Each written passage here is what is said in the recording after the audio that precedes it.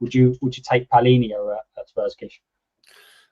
I mean, I think Paulinha's a great player. I don't think he's necessarily what the club need. I think we lack someone who can pass the ball from deep. I think all 4 or 5 of our midfielders are more dribble first midfielders. I don't think any of them have a great ability to punch the ball through the lines. I think we're so reliant on Romero and build up to pass the ball through the lines, and none of our midfielders are that good at that. They're good at dribbling out of pressure, carrying the ball over 5-10 yards, but none of them are pass first players. I think that's why the likes of Wharton, who else? Joao Gomes has been linked today. Joao Gomes is similar to what I think we have. I think I want a player that can get the ball off the back 4 and switch the play, or play 1 or 2 passes, control the tempo, rather than someone who's going to carry it 5 yards and then play it simple to the next person. I think we've lacked that at Spurs for a long time. Someone who can really control the tempo by moving the ball 1 and 2 touch. I think all of our midfielders take too many touches. And I think I want a player who's a pass first player. And I think Paulinha is more of he's a destroyer, and he'll win the ball and play it simple. But I want someone who's going to take initiative from those deep areas and start spraying passes around and really controlling the game. Obviously, I wouldn't turn it down, because I think he does fill a role that we don't have, which is a player that can sit in front of the back 4 and screen the back 4.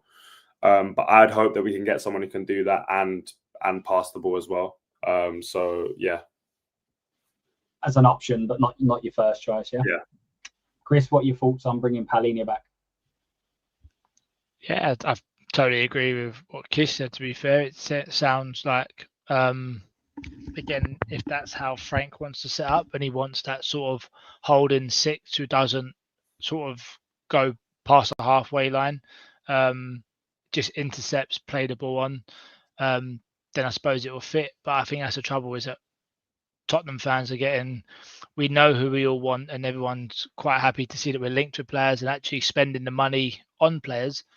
But we don't know how Frank's going to set up. We don't know how he's going to play. We don't know what his tactics is going to be. So some of the signings we might bring in, it could be a case that we go, well, I don't know why we signed him, but it's because it links into how Frank's going to play.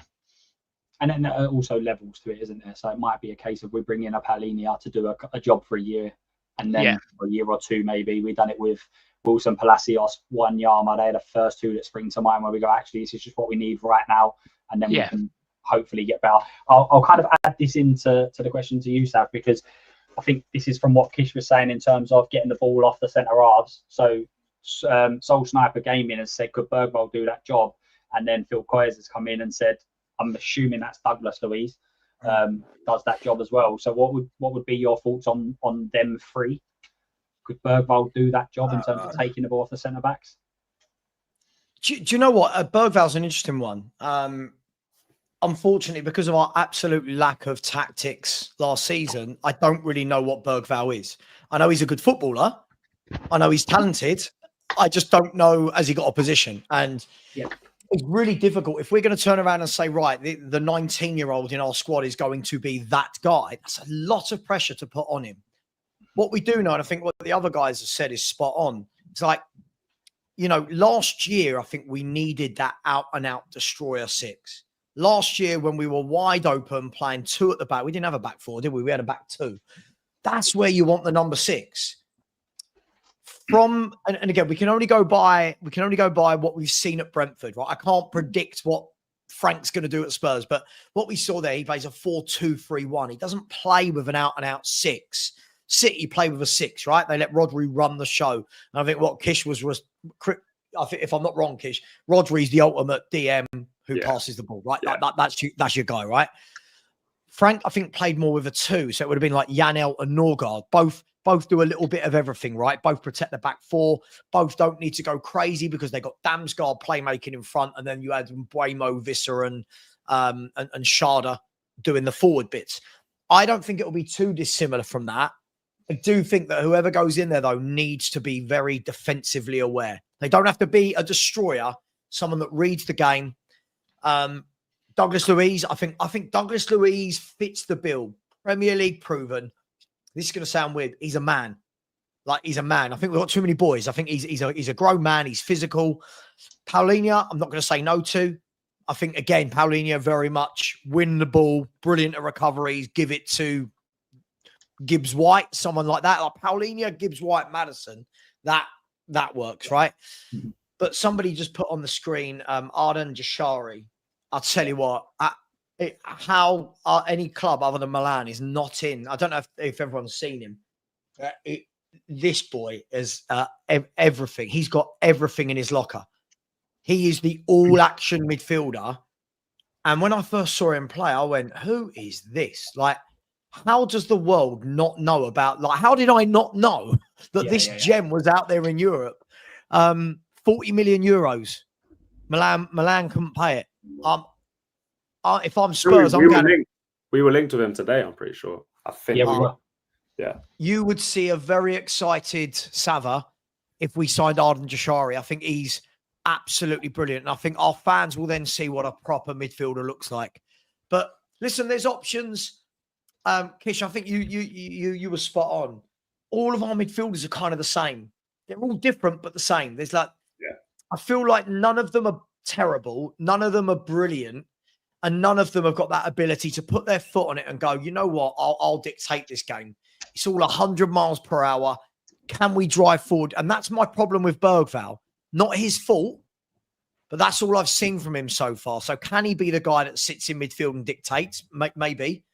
I think that job often comes to players later in their career. I think it's rare that you get a 19, 20-year-old who knows how to set the tempo, how to play it simple when it needs to be played simple, and then punch passes through the lines when they need to do that. I think it comes with experience. I think it's very rare you get a under 23 who's capable of doing that and the defensive job too. I think that's why the likes of Douglas Luiz, I think even Ruben Neves has been talked about. Those types of players who it takes a while for them to learn how to really do that. And I think Bergvall's so talented. I think my main issue with Bergvall last season is he takes too many touches, and like there's passes on, and if you play that off of one touch or two touches, the whole picture changes.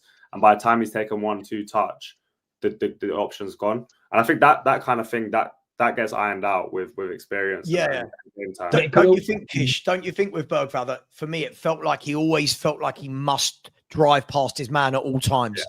You know, and that's great if you've got somebody to lay it off to, but.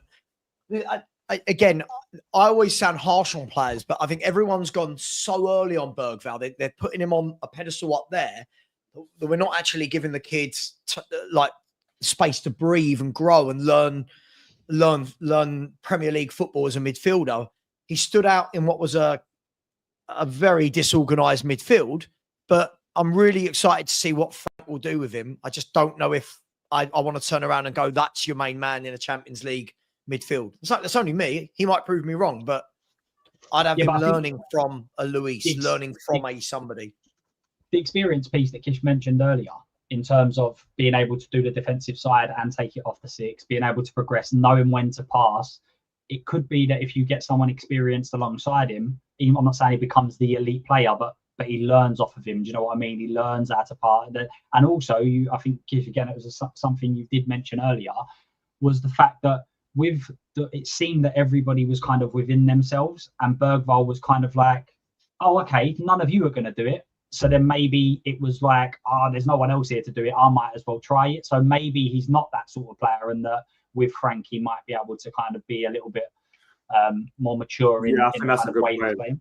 I think that's a good point. I think at times he was playing sort of hero ball and like being like, I'm going to take responsibility here, which is credit to him, because at that age you shouldn't have one of those players leading the charge kind of thing. And I think that's where fans sort of took to him, where he was really trying to change games and make an impact. I think in general, like long term, I think I see Archie Gray as being more of that kind of player. I think it's a long way to go for him for sure, and I don't think he'd be there yet. But I think in terms of those two, I see Bergvall as someone who's going to be all action, all phases of the game, getting on the end of things in the box, but also recovering in transition. I think Archie Gray is more of a smart sort of dictator, got a great physical profile, and I think a great like mature head on his shoulders. And I think over a couple of years, if he gets some minutes there, I think he could be the one that 5 years down the line we look at as like a proper midfield general. But I think in terms of those two, I'd say he suits that role better just as a player. But obviously for this season, I don't think obviously he's going to cut it.